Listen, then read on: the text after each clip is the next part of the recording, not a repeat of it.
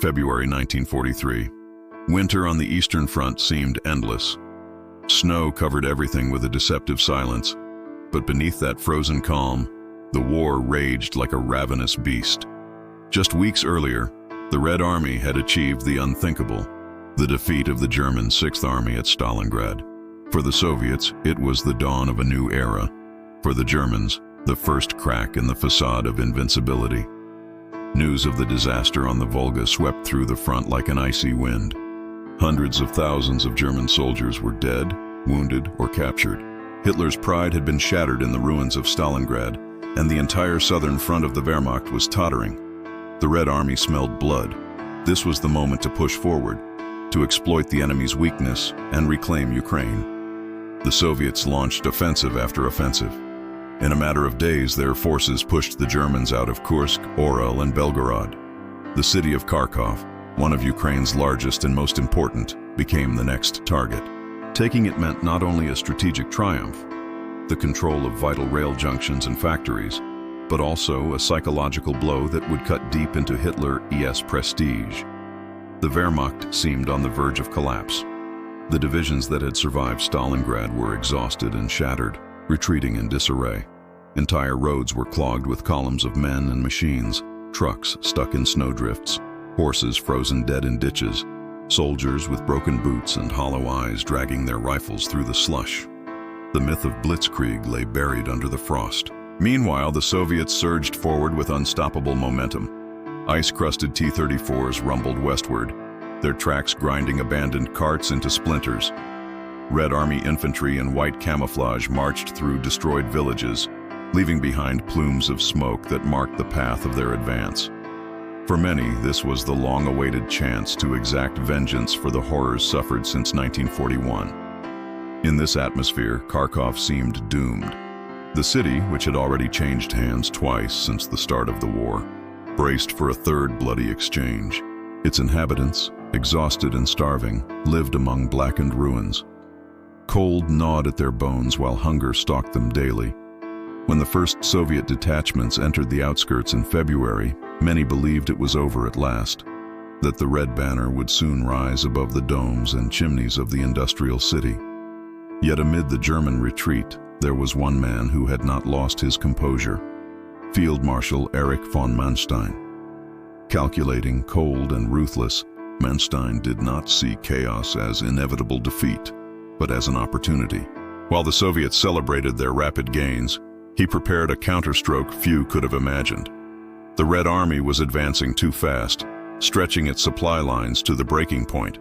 Many Soviet soldiers were poorly trained, ill-equipped, and exhausted by the relentless march. Their advance had become a pursuit, and with each new kilometer gained, their flanks grew more vulnerable. By late February, the situation around Kharkov reached a climax. The Red Army broke into the city, and the Germans, unable to hold among the shattered streets, withdrew south. The red flag rose above City Hall. For Stalin, it was a trophy, proof that the momentum after Stalingrad remained unstoppable. But the victory was deceptive. The Soviets had entered the city with dispersed forces, leaving communications and flanks dangerously exposed. They felt invincible, but they did not know that Manstein had gathered a steel fist to the south, hardened panzer divisions, reformed Waffen-SS units, and fresh reserves ready to strike. The winter, which had seemed to favor the Soviets, became a silent ally of the Germans. Snow began to melt into mud, slowing the overextended Soviet advance. The Germans, by contrast, had concentrated their forces, waiting for the perfect moment to strike with crushing force. Soldiers in the trenches sensed it without fully understanding. Soviet patrols returned with vague reports of enemy armor massing in the south. Villages heard the distant thunder of engines rolling across the steppe. The air felt charged with electricity, like the tense stillness before a storm. Kharkov, battered and weary, once again became the epicenter of the war. The red flag flew over its ruins, but the calm was an illusion. In the distance, the rumble of German panzers foretold that the nightmare was far from over. The battle about to begin would not be a chaotic retreat nor a rapid Soviet victory.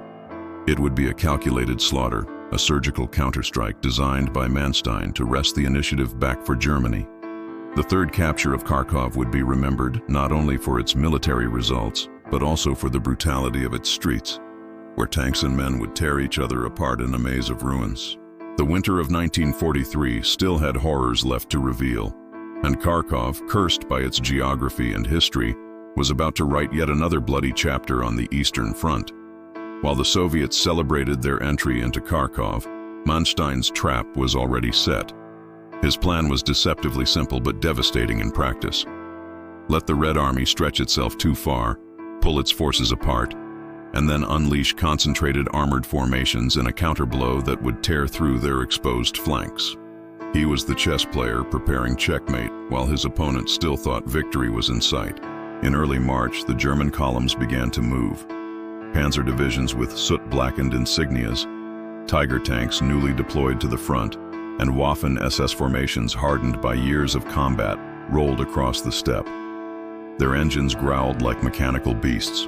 Unlike the overextended Soviets, the Germans advanced with precision, tight formations, clear objectives, and commanders who knew exactly what they wanted to achieve.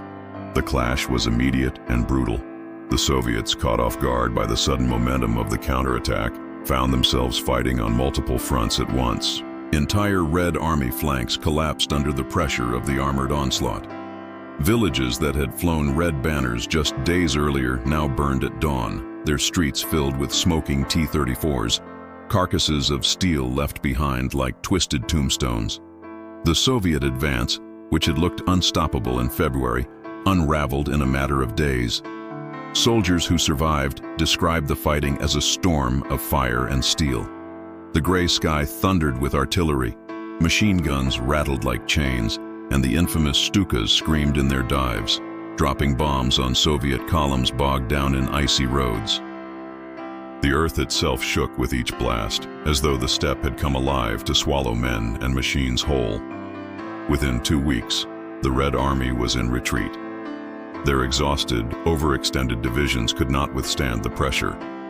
Manstein had achieved what many thought impossible, turning the disaster of Stalingrad into a tactical victory. But he was not done yet. His true prize still awaited: the city of Kharkov. On March 11th, the Germans launched their final assault on the city. Waffen-SS divisions, Das Reich, Leibstandarte, and Totenkopf spearheaded the attack. What followed was urban combat of unimaginable ferocity. Kharkov's streets became a labyrinth of destruction. Tanks crawled through mountains of rubble, firing point-blank at Soviet positions hidden in shattered factories and crumbling houses. Entire squads disappeared in an instant when grenades or artillery shells exploded in confined spaces. Smoke from burning buildings turned daylight into twilight, while shouted orders and the roar of engines merged into a single chaotic din. The Red Army resisted with desperate determination. Soviet soldiers dug in among ruins, in basements, in underground stations, fighting block by block. But the German assault was methodical, merciless. The Waffen-SS cleared buildings with flamethrowers, sweeping stairwells and rooms with fire and steel. For those trapped inside, each corner was a potential grave. Civilians caught in the nightmare could do little but hide in cellars, listening as the earth trembled above them. Some tried to flee the fighting, but the streets offered no mercy. The city, already scarred by years of war, was reduced to a vision of hell, its factories gutted, its avenues covered in wreckage, its air filled with the stench of smoke and ash. By March 14th, the Soviet defenders could hold no longer. Their depleted forces were forced to withdraw. On March 15th, the Waffen-SS entered the city center. The German flag was raised once more over City Hall. Kharkov had changed hands for the third time since 1941, and each exchange had been bought with rivers of blood. For the Germans, it was a triumph. The Red Army had been driven back, its overreach punished with catastrophic losses. Hitler proclaimed the recapture of Kharkov as proof that the Wehrmacht still ruled the Eastern Front. For the soldiers who fought there, it was proof that discipline and firepower could still prevail, even after Stalingrad. But beneath the surface, the truth was darker. The victory was brilliant but fleeting. Germany no longer had the resources to sustain long offensives. Manstein's masterpiece could not erase the fact that the strategic balance had shifted. Kharkov was a moment of reprieve, but nothing more. Just months later at Kursk, the Red Army would return with overwhelming strength, and Germany would never again regain the initiative. Kharkov itself bore the scars of the struggle. Its streets were blackened, its factories shattered, its people broken by another cycle of occupation and battle. For the Soviets, it was a bitter defeat. For the Germans, a triumph without future. For the civilians, it was simply another chapter of endless suffering. The Third Battle of Kharkov was more than a military confrontation. It was a symbol of the brutal, grinding nature of the Eastern Front. Victories were temporary, defeats were catastrophic, and the cost in human lives was beyond comprehension.